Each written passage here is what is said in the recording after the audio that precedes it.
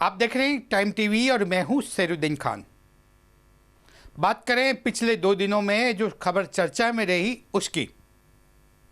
मारवाड़ मुस्लिम education society के पूर्व सचिव को पुलिस ने हिरासत में लिया।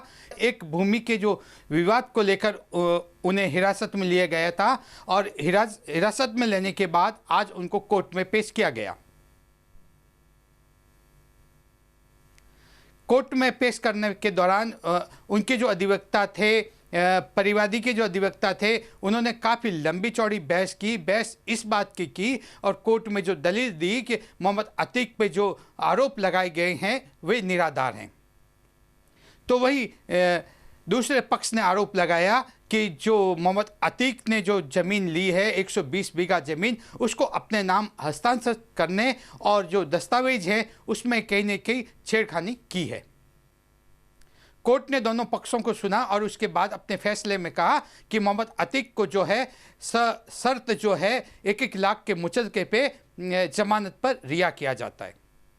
जैसे ही खबर कोर्ट के बाहर आई, उनके जो शुभचिंतक थे, उनके जो प्रशंसक थे और जो मुस्लिम समाज के जो लोग थे, उनमें खुशी की लहर छा गई।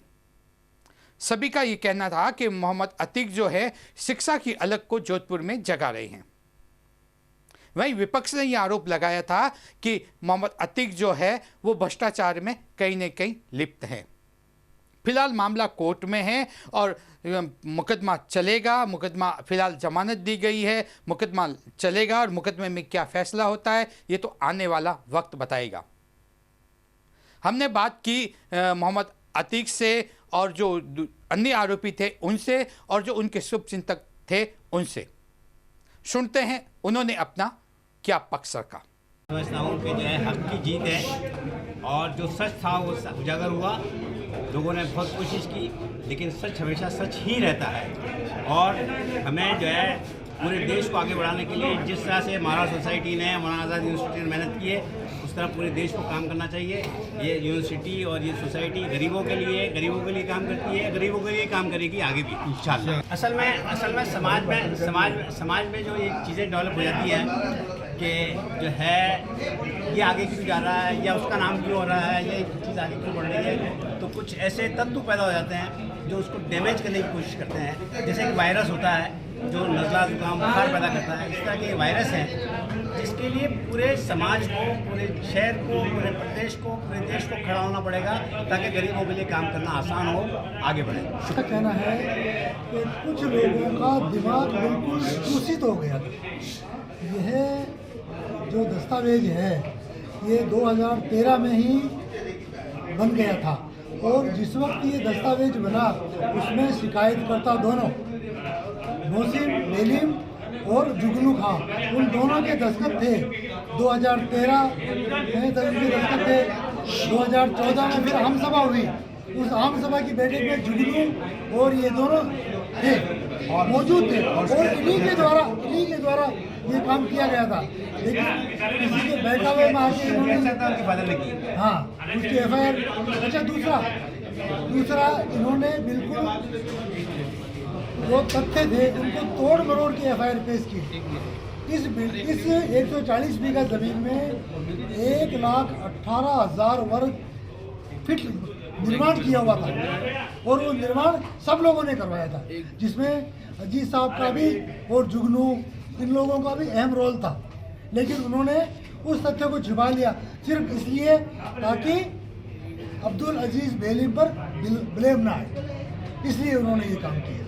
अल्लाह इनको नेक तौफीक दे। आमीन। हमेशा से ये रहा है कि हमें कमज़ोर के लिए, गरीब के लिए काम करते रहना चाहिए, उसके लिए पीछे नहीं हटना चाहिए। यही मैसेज है, सब मिलकर काम करें और आगे बढ़ें। ठीक है। आज का जो केस के अंदर जो हमें अल्लाह की तरफ से बहुत ही बड़ी कामयाबी मिली है और हमारे जो दुश्मन जो भी जो है उनको एक थोड़ा सा सबक है और आगे जो हम जो काम करेंगे इंशाअल्लाह भला और बहबूदी के लिए करेंगे और अल्लाह इसमें हमें कामयाबी करेगा इंशाअल्लाह। जी, न्यायपालिका पे हमें पूरा विश्वास है और न्यायपालिका ने हक का साथ दिया और जमानत दी। क्या थैंक यू न्यायपालिका। आपका नाम बताएं। मेरा नाम अब्दुल रहीम मोदी, मैं मेंबर हूँ मारवाड़ मुस्लिम एजुकेशन सोसाइटी। नमस्कार। मारवाड़ मुस्लिम एजुकेशन सोसाइटी के ऊपर जो पूर्व में मुकदमा दर्ज कराया गया था, वर्तमान जो कार्यकारिणी है उनके द्वारा आज उसमें माननीय न्यायालय के उचित आदेश से राहत मिली है और जितने 3 अभियुक्त जो थे जिनको फंसाया गया था, आज उनको न्याय ने अपनी शरण में लिया और कोर्ट ने 1 लाख के मुचलके पर उनको जमानत दी। ये मुकदमा जो था ये धारा 420 बी, धारा 420, 120 बी, 467, 468 और 406 के अंतर्गत दर्ज किया गया था, जिसमें माननीय न्यायालय ने पूरे पत्रावली का अवलोकन किया और सारे सबूतों को देखते हुए उचित आदेश फरमाया, जिसमें तीनों ही आरोपियों को 1-1 लाख की ज़मानत पे पक्ष के द्वारा एक्चुअली कहा यह गया था कि इन लोगों के द्वारा जितने भी हम लोगों के द्वारा जो भी बातें कही गई है वो मिथ्या है और हम लोग जो है जांच में सहयोग नहीं कर रहे हैं और हम लोगों के कहीं डॉक्यूमेंट्स को जो है खुर्द-बुर्द करने का अंदेशा है। लेकिन कोर्ट ने उनके सभी तर्कों को विफल किया और हम लोगों के द्वारा जो कही गई बातें थी उनको कंसिडर किया।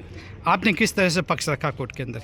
हमने हमारी तरफ से पूरा पक्ष रखा। पहले जिन धाराओं के अंतर्गत मुकदमा दर्ज किया गया था उन सभी धाराओं को हम लोगों ने विस्तृत रूप से उनका विवरण दिया और हर एक धारा के अंदर क्या क्या प्रावधान है, किस धारा के अंदर किस तरीके से कार्रवाई की जाती है, वो सारी चीज़ें न्यायालय के समक्ष रखी और पूर्व में अब तक जितने भी मुकदमे हुए उन मुकदमे में क्या क्या हो चुका है और इसी FIR नंबर 130 के अंदर पूर्व के अंदर जो FIR लग गई थी और फिर उसके बाद में हाई कोर्ट से प्रोटेक्शन दे दिया गया था, उसको भी एक षड्यंत्र रचकर वर्तमान कार्यकारिणी के द्वारा अपने वकील का सहायता लेते हुए उन्होंने उसको चैलेंज किया और उस चक्कर के अंदर कल इन लोगों को गिरफ्तार किया गया था, तीनों अभियुक्तों को, जिसमें आज न्यायालय ने उनकी तरफ से पुरजोर विरोध किया गया था।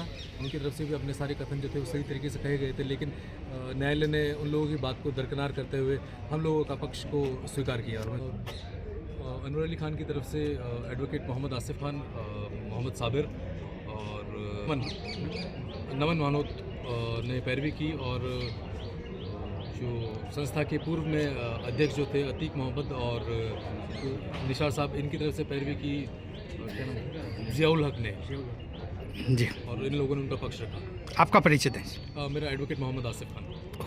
मोहम्मद अतीक के जो शुभचिंतक थे, जो प्रशंसक थे, अतीक की जमानत की खबर के बाद उनमें एक खुशी की लहर छा गई और उन्होंने कहा कि हमें न्यायपालिका पर पूरा विश्वास है। मोहम्मद अतीक पर जो आरोप लगाए गए हैं वे निराधार हैं। मोहम्मद अतीक जो है जोधपुर में जो है पिछले लंबे समय से है शिक्षा को बढ़ावा देने का कार्य कर रहे हैं। Sheruddin Khan, Time TV News, Jodhpur.